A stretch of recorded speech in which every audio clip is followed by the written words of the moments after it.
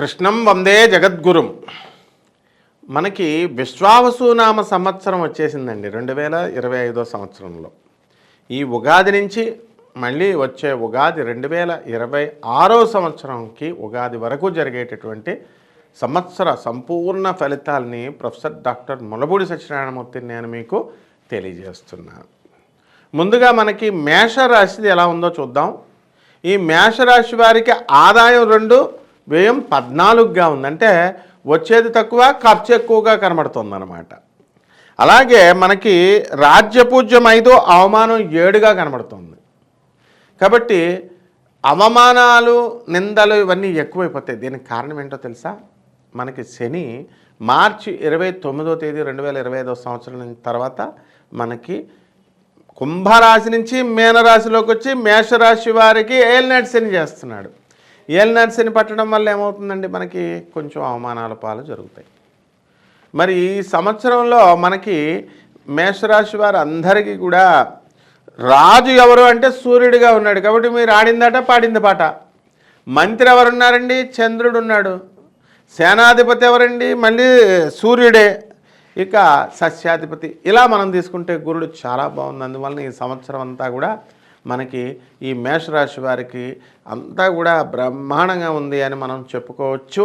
కాకపోతే వీళ్ళు అపనిందల పాలు అవ్వకుండా అపనిందలు పడడానికి అవకాశాలు ఉన్నాయి. కాబట్టి జాగ్రత్తలు కొన్ని తీసుకోవాలి. ఇకపోతే మనము ఈ యొక్క రాశి వారికి శని 12 వెంట ఉంటాడు.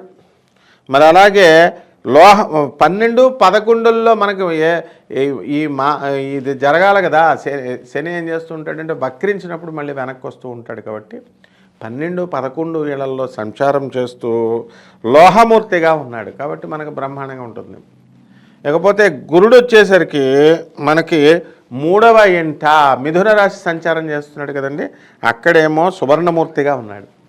ఇక రాహుకేతువులు ఇద్దరు వచ్చేసరికి 11, 5 ఏళ్లలో రజతమూర్తులుగా ఉన్నారు. కాబట్టి ఈ గ్రహ సంపుటి వలన అర్ధ సంవత్సరం అంటే మనకి ఉగాది నుంచి మనకి సెప్టెంబర్ నెల వరకు కూడా బ్రహ్మాండంగా ఉంది, పూర్వార్ధం అంతా కూడా అని మనం చెప్పుకోవాలి. ఆదాయ వ్యయాలు మనం కనుక చూసినట్లయితే మనకి ఇన్కమ్స్ పెరుగుతాయి, కానీ ఖర్చులు విపరీతంగా ఉంటుంది. బంధువుల మన ఇళ్ళకి రావడం, మనం బంధువుల ఇళ్ళకి వెళ్ళడం, బంధువులతో కలిసి తీర్థయాత్రలు చేయడం, ఇలా అన్నమాట. ఉద్యోగాల్లో మీకు రావాల్సినటువంటి బకాయిలు అన్నీ కూడా వచ్చేస్తాయి. టీఏలు, డిఏలు, అరియర్స్లు అన్నీ కూడా.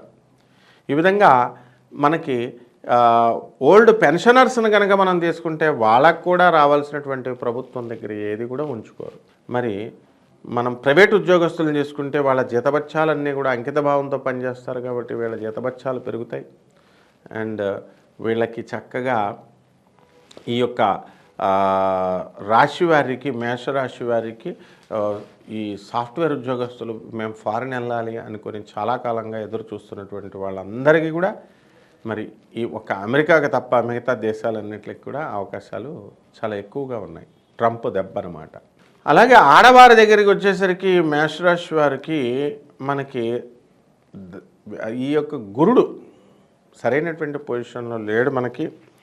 మరి దానివల్ల మనం ఏం చేస్తామంటే అండి, ఈ యొక్క మనశ్శాంతి లోపము అనేటటువంటిది క్లియర్గా కనబడుతుంది. ఉద్యోగం ఒక చోట, వ్యాపారం ఒక చోట, ఇల్లు ఒక చోట. ఈ రకంగా ఉన్నటువంటి మహిళలకి మేము ఇంత కష్టపడి మనం పని చేస్తున్నాము, కానీ మా భర్తలు మాత్రం మాకు సరిగ్గా గుర్తించట్లేదు, లేకపోతే ఈ అత్తమామలు, ఆడబడుచులు మమ్మల్ని గుర్తించట్లేదు అనేటటువంటి బాధ కొంచెం ఉంటుంది. ఇకపోతే మొన్నటిదాకా శత్రువులపై జయాన్ని సాధించారు మీరు. ఇప్పుడు కుటుంబంలో గురుడు యొక్క కేతుగ్రహం మనకి సింహరాశి సంచారం చేయడం వల్ల మనకి కుటుంబంలో కొన్ని మనస్పర్ధలు రావడానికి అవకాశాలు ఉంటాయి. మనశ్శాంతి తక్కువ అవుతుందన్నమాట. అంటే పిల్లల విషయంలో మీకు ఈ సంవత్సరం సీట్లు రాలేదనో, లేదా కోరుకున్న విశ్వవిద్యాలయాల్లో సీట్లు రాకపోవడము, కోరుకున్న కోర్సుల్లో సీట్లు రాకపోవడము, ఇలా. లేకపోతే ఈ వాహన భాగ్యం మీకు వచ్చింది, ఆ వాహన యోగం వల్ల మీరు వాహనాలు కొంటే పిల్లలు పట్టుకెళ్ళి ఆ బళ్ళు ఎక్కడము, ఆ తర్వాత వాళ్ళకి యాక్సిడెంట్లు అవ్వడము, ఆ తర్వాత పోలీసులు మీపైన కూడా కేసులు నమోదు చేయడం, ఇలా ఏవేవో జరుగుతూ ఉంటాయి. కాబట్టి కాస్త మనశ్శాంతి లోపము అనేటటువంటిది జరగడానికి అవకాశాలు ఉంటాయి. అయితే గత సంవత్సరంతో మనం పోల్చుకున్నట్లయితే 2024 సంవత్సరం క్రోధినామ సంవత్సరంలో దాంతో కంటే కూడా ఇప్పుడు కొంచెం తక్కువగా ఉంటాయి, మనశ్శాంతి అనేటటువంటిది బాగుంటుంది, కొంచెం ఇంప్రూవ్ అయింది, మనశ్శాంతి బాగుంటుంది అనేది మనం తెలుసుకోవాలి. ఇక చేపల రొయ్యల చెరువులు బిజినెస్లు చేస్తున్న వాళ్ళు ఉన్నారు, కోల్డేజ్ ఫారాలు స్టార్ట్ చేసిన వాళ్ళు ఉన్నారు, కంప్యూటర్ బిజినెస్లు, సేల్స్ సర్వీస్, ఈ యొక్క ఎలక్ట్రానిక్స్ బిజినెస్లు చేస్తున్నటువంటి వాళ్ళంతా కూడా వ్యాపారాలన్నీ బ్రహ్మాండంగా ఉంటాయి. రైతులు కూడా వాళ్ళ వ్యవసాయంలో మంచి లాభాలను గడిస్తారు, ఇంట్లో కాస్ట్లీ గ్యాడ్జెట్స్ని కొంటారు, ఖరీదైనటువంటి వస్తువులను కొంటారు. మరి రైతు ఇంతకాలం కూడా మీకు ఈ యొక్క లాభాలు లేకుండా కొత్త ఖరీదైనటువంటి వస్తువుల్ని కొనలేకపోయినటువంటి వాళ్ళంతా కూడా ఈ సంవత్సరం కొనడం జరుగుతుంది. అండ్ ఈ యొక్క సినీ, సంగీత, సాహిత్య రంగాలలో ఉన్నటువంటి వాళ్ళంతా కూడా ఎవరైతే ఉన్నారో అటువంటి వాళ్ళు కూడా మీకు చక్కటి శుభ ఫలితాలు అనేటటువంటివి, గౌరవ పురస్కారాలు అనేటటువంటి వాళ్ళకి లభిస్తాయి, మంచి పారితోషికాలు అనేటటువంటి వాళ్ళకి లభించడం అనేటటువంటివి జరుగుతాయి. కాబట్టి మేషరాశి వారు మరి భార్యాభర్తల మధ్య కొట్లాటలు ఉన్నటువంటి వాళ్ళు ఉన్నారండి. అటువంటి వాళ్ళంతా కూడా మీకు పూర్వార్ధంలో ఎలా ఉన్నా తర్వాత ఉత్తరార్ధంలో గొడవలన్నీ కూడా అణిగిపోవడానికి అవకాశాలు ఉన్నాయి. ఆల్రెడీ మరి కోర్టుల్లో ఉన్నటువంటి కేసెస్ ఉన్నాయండి అని అంటే అవన్నీ కూడా కలిసిపోవడానికి ఎక్కువ అవకాశాలు ఉన్నాయి. మీకు ఈ యొక్క మేషరాశి వారికి అనుకూలంగా ఈ తీర్పులన్నీ రావడానికి అవకాశాలు ఉన్నాయి. కాబట్టి ఈ యొక్క మేషరాశి వారి విద్యార్థులు ఉన్నారండి, మరి వీళ్ళ చదువులో కొంచెం వెనకబడడానికి అవకాశాలు ఉన్నాయి.